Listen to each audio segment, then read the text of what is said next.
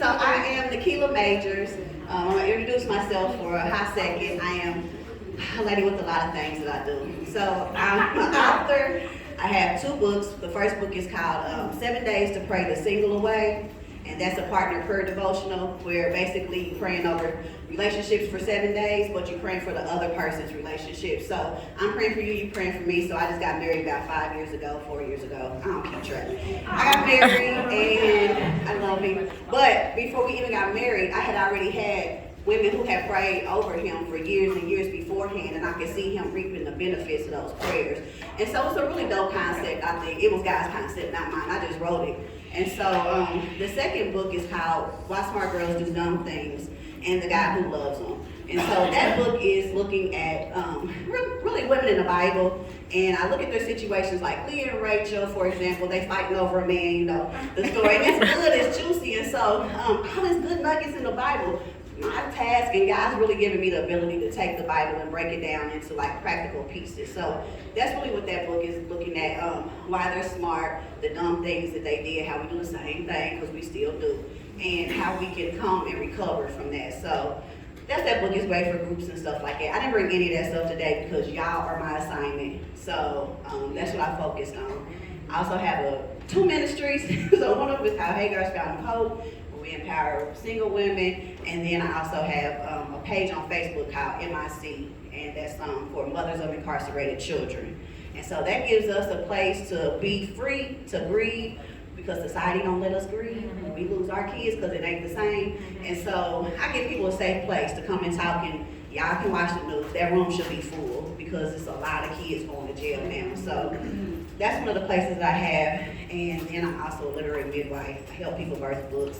And I also help people hair grow and they skin glow with my other business, Miss Nikki's Butter. I said all that to say this. I'm excited to be here today. I'm ready to get started. So I tell y'all, I'm tired.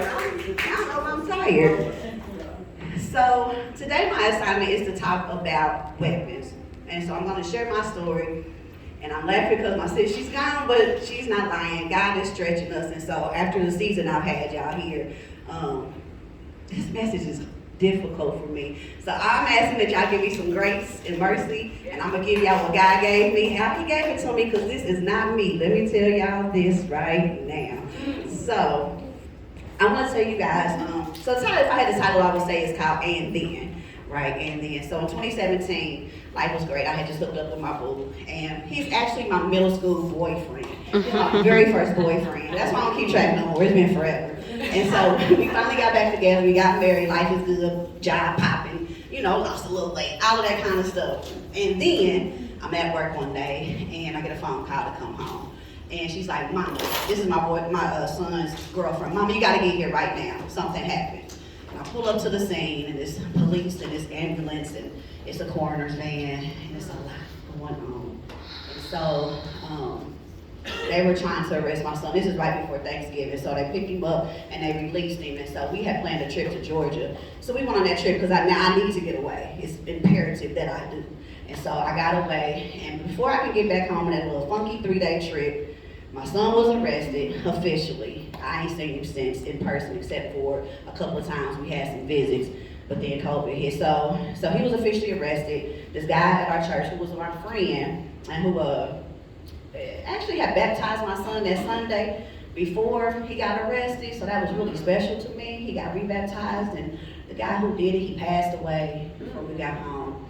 And then on my way home, I'm arguing with the apartment people because of course the thing happened at my house.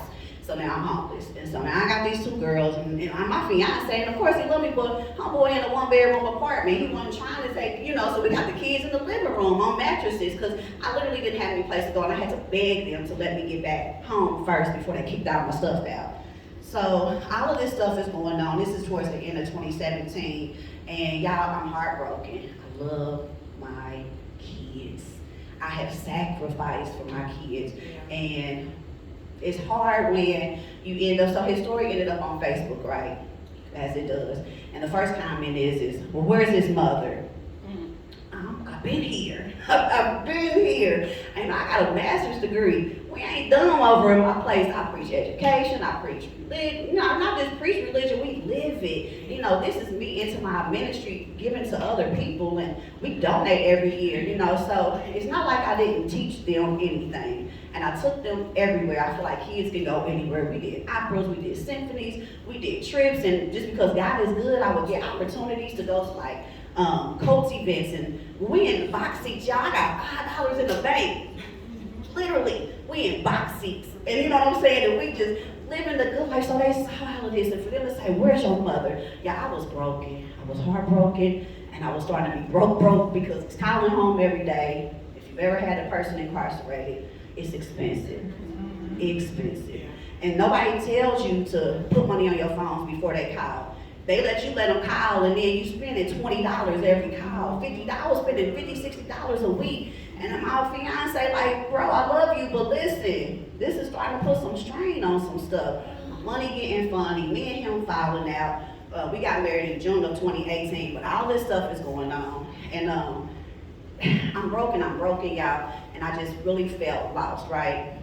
And so, have you ever heard the expression, lose your shirt? It's just like where you done lost everything. And so, I felt like I had lost my shirt. I promise y'all, roll with me. It won't go too far, I promise. I promise. I had lost my shirt.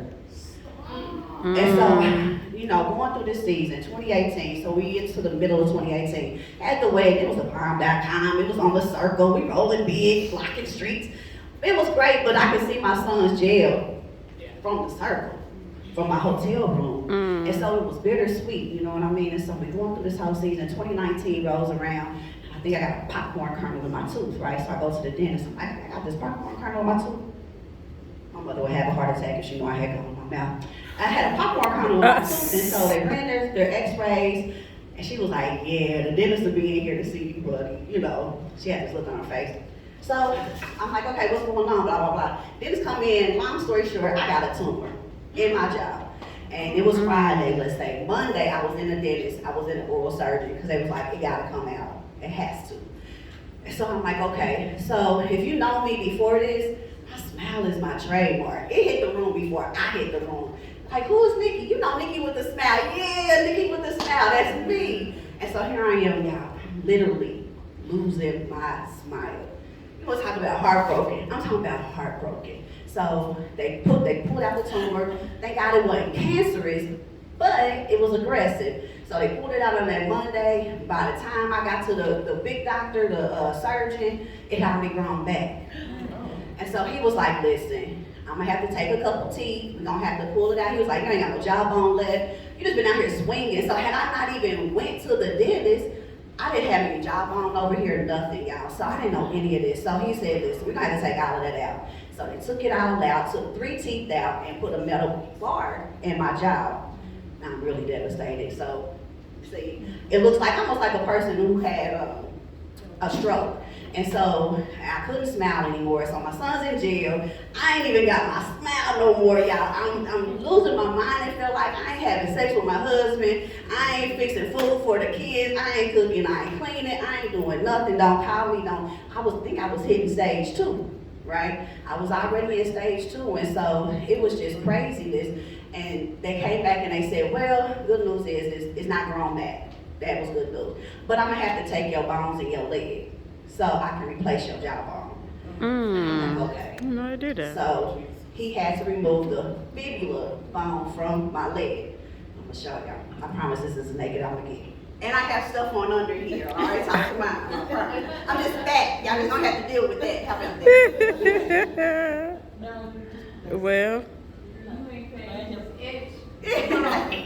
I'm fluffy. So here's the sign. Here's my scar. So they took it out. I ain't wore good heels in forever, none of that. So, y'all, just like right now, I was naked. I promise her I'm not gonna get any more naked than that. They show more on BET, I promise. This is my baptismal clothes, I'm pretty sure. So I was naked, I was exposed, I was judged, I was embarrassed. I was having to everywhere I went, I was having to justify myself. Justify where my smile was gone. Justify where my son was gone. Justify where my money went, because I'm broke, you know what I'm saying? I'm tapping my husband, and it was just bad, y'all. So I think I hit stage 3. I was down, I was depressed. 2020 came in, it was a blessing for me. I don't know about y'all, but it gave me time to slow down. Yeah. I took my Saturday mornings and I started learning, like, I don't want to feel like this guy. I was powerful before this, but nothing stopped me. But here I am, you know. And so God won't leave you like this. God won't leave you naked. So 2020, I really took time to myself.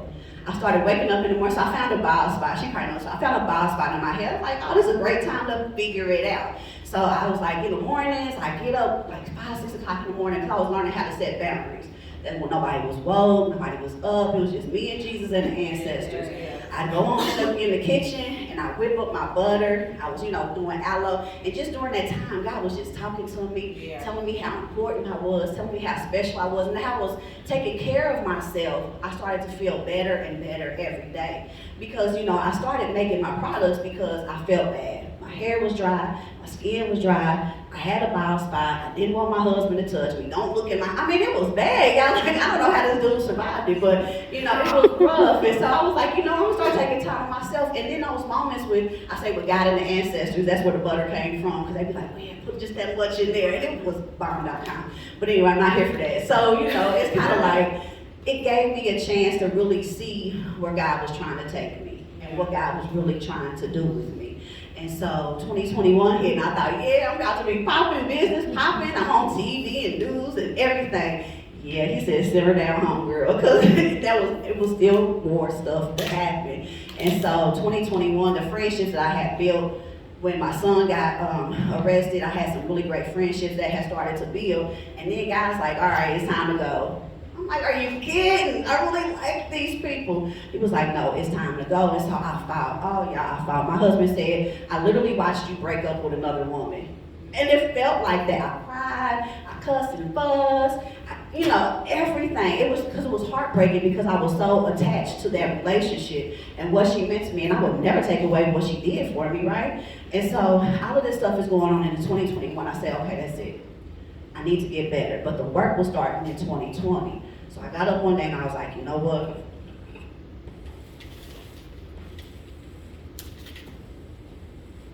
I chose myself. I said, I know I got problems. I know I got issues. I know God needs to work on me. But one day I just said, you know what? I'm tired of being naked. I'm tired of being exposed. I'm tired of being uncovered.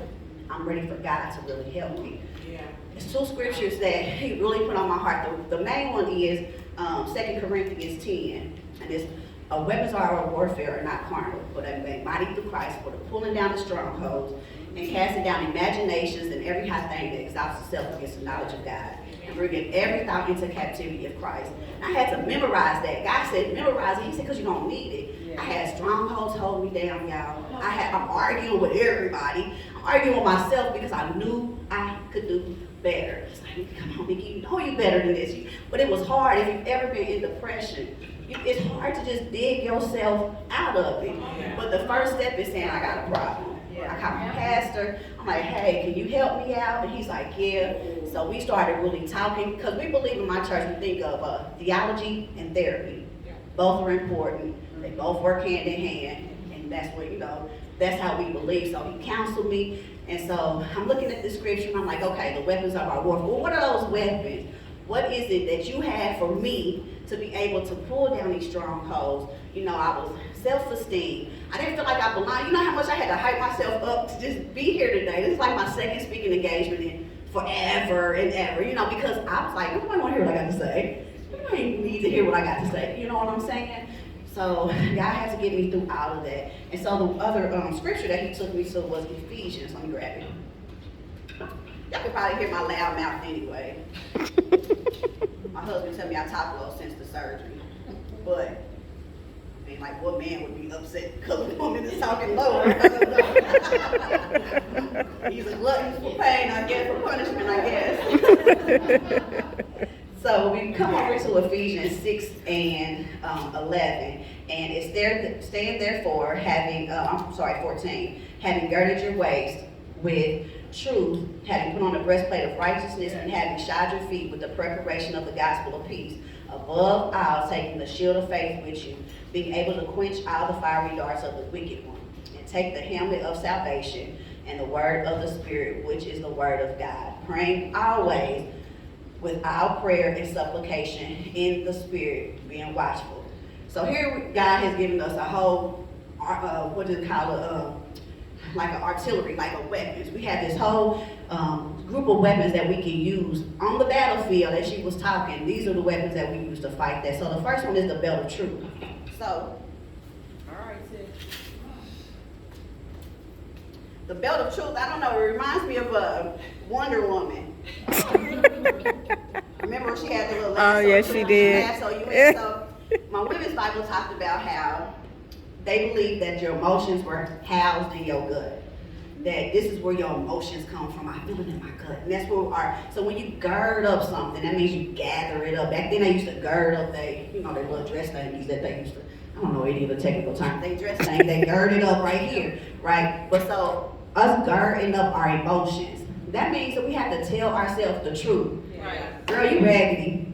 I'm doing bad. I'm sad today. I'm happy today. I need some help. All of those things is us, being truthful with ourselves.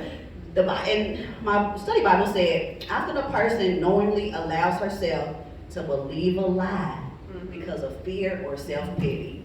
And that is so true. If we honest, we'll believe it. Oh, he good enough. I know he ain't working. I know he don't have no job. I know he ain't got no house. I know he ain't got no car. I know he ain't drink up all the baby juices. I know.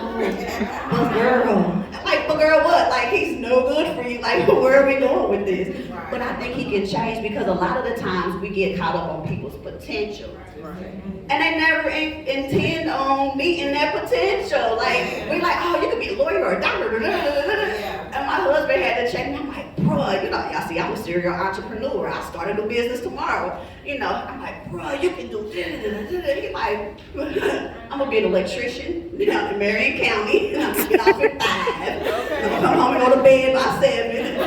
That's who I'm going to see, because I'm seeing the potential. But he's like, bruh, that's not who I am. And so, we see the potential in people, but we don't see that potential in ourselves sometimes. Sometimes we lie to ourselves, so we have to guard up ourselves with the belt of truth. Be honest with yourself. Once you start being honest with yourself, then all the other things start to fall into place. The next one is the breastplate of righteousness. You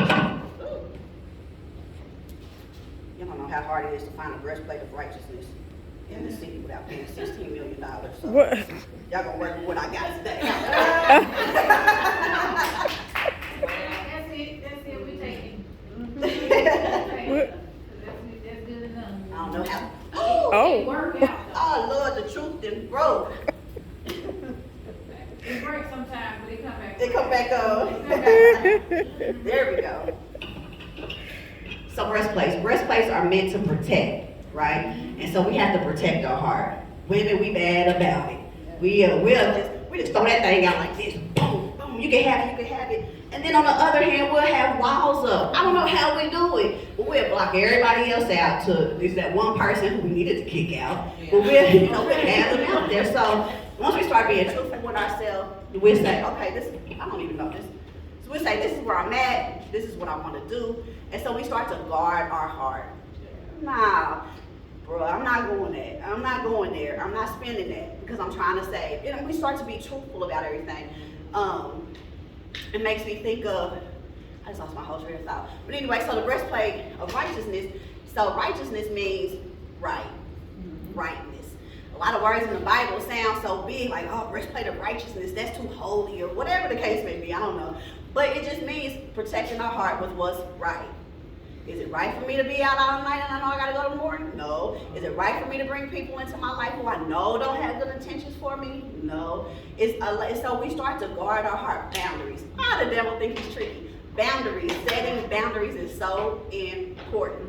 And my sis before me talked about it. And there's a difference between walls and boundaries. Walls are set to block everybody out. Walls are usually negative. You think of Trump and his wall. It's to block people out. Rarely do we build walls to create a space of safety, right? We build them out of fear.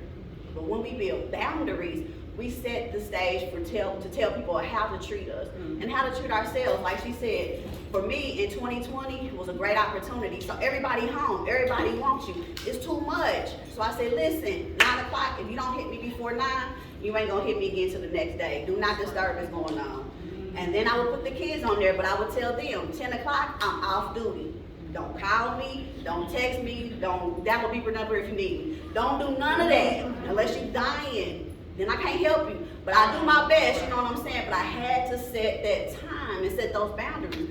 My phone is still on do not disturb. Don't call me. You know, I had a lot of making up to do with the husband, right? You know, we had a lot of stuff to make up. Don't call me on Saturday and Sundays, bro. I am busy. Whatever you want to do, that's what I'm doing on Saturday morning. Usually lasts about 11, 12. Don't call me.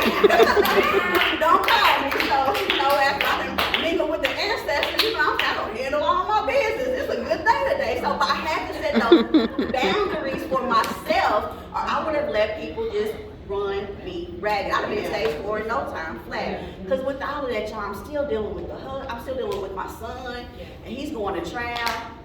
Baby boy got 50 years. I can't even wrap my mind around 50 years. So I just say 30 because, you know, at the time you do 75 or whatever. That's how I had to tell myself. That was the lie I told myself every day. But you still got all of this, and then his mom passed, my husband's mom passed. It was just, I had all this stuff going on, right? But I'm walking with the God more. I'm protecting my heart. I'm setting my boundaries. And then it says to shod your feet with the preparation of peace. And so my question is, are you coming in peace? Are you going in peace? Are you bringing peace? Are you leaving peace? What are you doing? You know what I'm saying? So when people see you, your number come across the phone, you probably don't want to answer because you're going through all this other stuff. You know what I'm saying? You got your strongholds, the arguments that you having. Nobody want to talk to you with that, right? So once we get our truth together, this is who I am, this is what I'm about, and this is where I need to be. And we start protecting our heart and guarding our heart with our boundaries, then our feet are going to start bringing peace.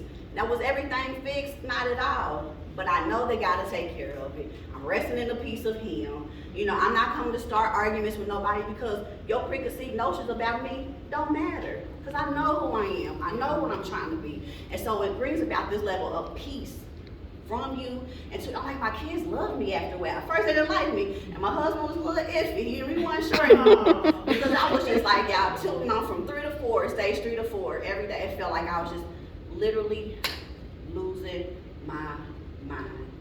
I remember laying in the bed crying one night, and I was like, God, please don't let me lose my mind. But I almost feel it slip. I can't explain it. I could feel it slipping. And I knew that if I didn't do something, that it was going to be really bad.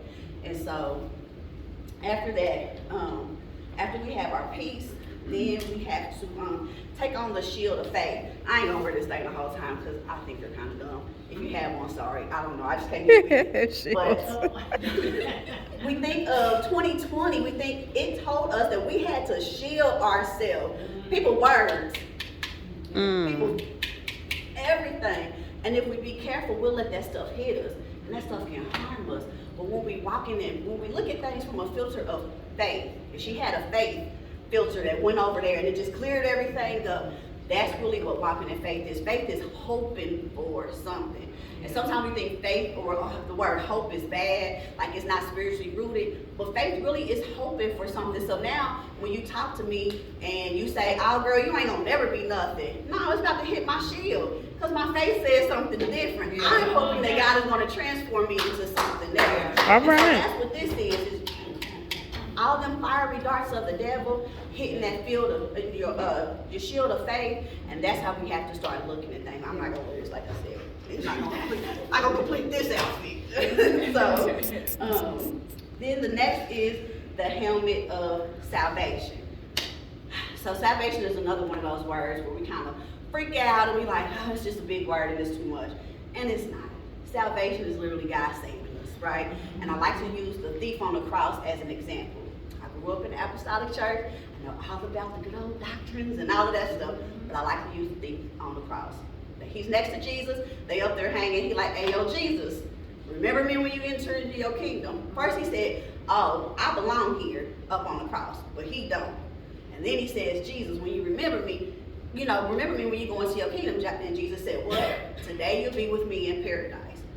So he didn't get down to get baptized. He didn't get down and roll around and speak in tongues. He didn't go sign registries or anything like that. He said, Jesus, I'm bad, but I know who you are. And I know who you belong to. And when you get there, yo, can you come back and get me? And Jesus was like, absolutely, let's get it. So, that is salvation, so easy. I'm a sinner. God, I believe Jesus was your son. I believe he died and he rose again for my sins. Like literally, y'all, that's it. And there's other sanctifications and all that kind of stuff. And all that stuff come later. But at the basic core of who we are, that is when we belong to God. And when you have that confidence of knowing at least that your name is in the book, you move different, you act different. And we have to put on our helmet of salvation. I'm not a big cat person.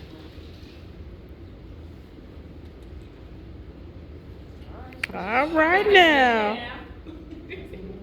Work that hat. You look okay? Front row, front pew. Then we have to take on the sword of the Spirit. Now, at this point, I said, now, God, why is it in this order? You know what I'm saying? When I want to grab my sword of the Spirit, my Bible raggedy, and I'm happy about it because it hasn't been used. I'm like, so why do you have us grabbing the sword way down in the list?